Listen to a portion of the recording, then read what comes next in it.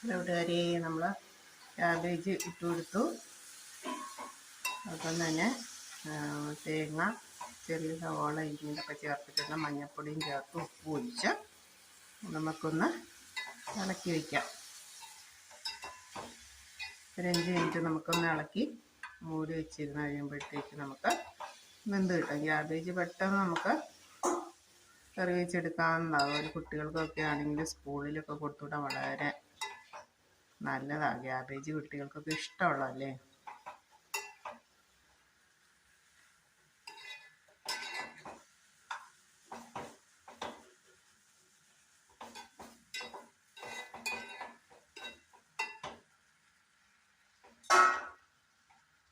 അഞ്ച് മിനിറ്റ് നമുക്കൊന്ന് അടച്ച് വെച്ച് വേവിക്കാതിരുന്ന് വേവട്ടെ.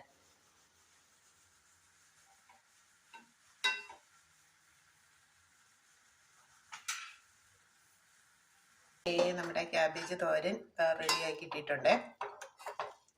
സൂപ്പർ ക്യാബേജാണ്. ക്യാബേജ് തോരനാണ് നമ്മുടെ കറി.